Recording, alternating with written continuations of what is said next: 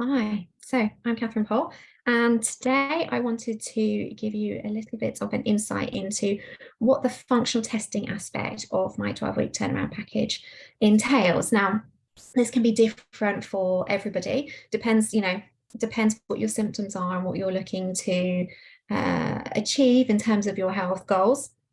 I have a number of different tests that I use. So today I wanted to show you a stool test. It could be that we, for you personally, run something like a hormone panel or a nutrient status test, or look at particular toxins that might be implicated in whatever it is you are struggling with. But for a lot of people, I am actually running stool tests, and this is one of my favorite tests to run and to start with. It's not just for people struggling with, IBS symptoms.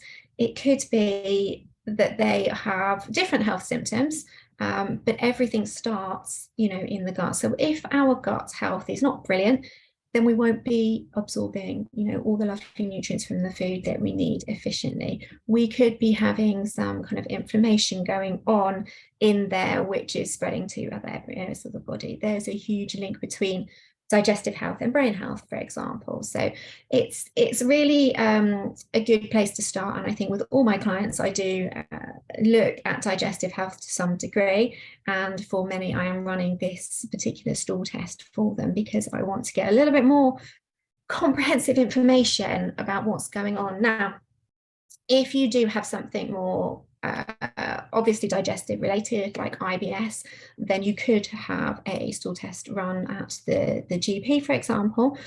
But the difference is those tests are really ruling out pathogens and more serious things and more serious complications. When we're left with a diagnosis of IBS, there could be something else going on that we can get information on from a stool test, but it isn't just those pathogens. So I wanted to show you today what it is and talk through a little bit so you can get a feel for what it is, what it looks like, and how I do it. So just going to share my screen. Okay. And then, oops, not that one. I want to go on to the sample report. So I work with a laboratory called In Vivo often for doing these stool tests. They are absolutely fantastic. They're really at the forefront of gut microbiome and other microbiome, in fact, health. And I really love using this test with people. So I'll just give you a little view of it here. So it starts off looking at a common bacterial pathogen that we can get in the stomach called H. pylori. So that one is on there. It's really important to rule that out. If we've got H. pylori, then things really aren't working well and efficiently up at the stomach level. And everything that goes underneath of that is obviously affected then as the food passes down.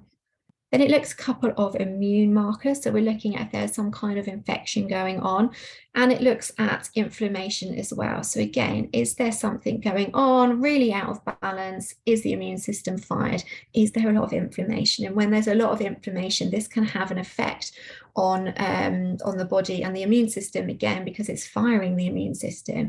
It's so important for our immune health that our digestive tract is functioning properly, effectively, efficiently, and it's not overly inflamed. It also gives a couple of markers here for digestion, so looking at bile acids and pancreatic elastase. So these are things that we need to digest our food. So they're in there as well. You can see on this sample report that everything's come out on the normal level. But if things aren't right there, if there's too little or not enough, then that's going to have an impact as well on that upper digestion, things that are going on in the stomach, that's going to stop that food being digested properly and cause, symptoms downstream. Then it also looks whether there's any blood. This is a really important marker. This is something that would be tested for if you went to the GP as well.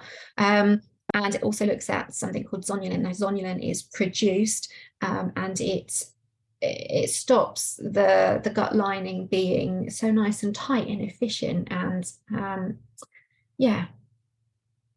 it allows things to pass through that gut lining that shouldn't, and can cause an inflammatory response. So it's quite often associated with gluten. quite normal to have a little bit going on, but we don't want to see too much of it. So that's the first page, looking at these kind of digestive markers mainly. And then this is the bit that I think is fantastic from this report. And this is something that you wouldn't get through, the medical system, through your GP. This is looking at commensal bacteria. So bacteria, the friendly bacteria, the ones that are helping us and helping our health. And it looks at a whole host of these bacteria and looking at whether they're in a kind of a normal range or whether things are out of whack. And so if we see there's lots of these species missing, that can be an indication then that a lot of support's really needed for that gut microbiome to help it to be efficient, to help our bodies. So there are a couple of sections there on those commensal bacteria. We then look at some gram-negative bacteria and gram-positive bacteria. Now, these aren't necessarily pathogenic, but in high levels, they can cause different issues. So looking at these really helps me to get an idea of, okay, are your symptoms coming from an overgrowth in this or a lack of something else? Really allows me to drill down and think about, okay, what could be going on and how do we then go back up to what you're eating, maybe supplements you're taking, other things that are happening that you're doing or not doing in your lifestyle that can really influence this and make some changes. And then the last section is more looking at these pathogens. So some of these things that might be covered off from the GP, but not necessarily. And some of these can be pathogenic for some people.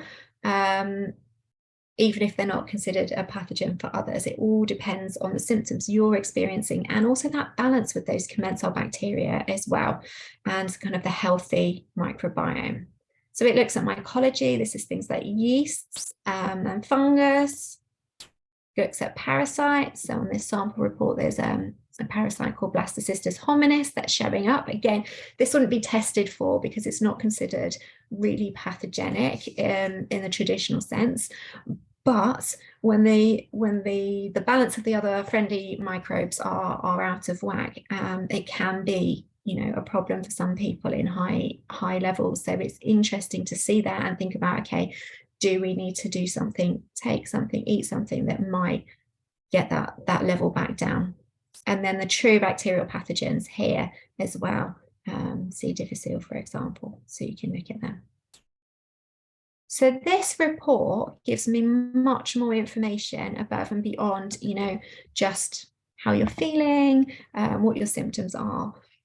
It gives me much more information about actually what's going on in the digestive tract, what's going on in the intestines, what's going on with the microbiome and how we can balance it so that then when I work with you through those 12 weeks, I've got really specific information. We can make really specific recommendations in terms of foods and supplements to help to move you back into a more balanced state and hopefully alleviate those symptoms, be they digestive or linked to mental health or detoxification or anything else that might be going on. So I hope that was helpful. If you are interested in finding out a bit more, if you think this could be relevant to you or you want to learn more about some of the other tests because you think actually a functional test in another area like hormones might be useful, please drop me a line, book in a free 30-minute strategy call. There's no obligation. I would be delighted to talk to you about it in more detail and looking for opportunities to help people to really get on top of their health, take control and turn things around. So I hope that was helpful for you.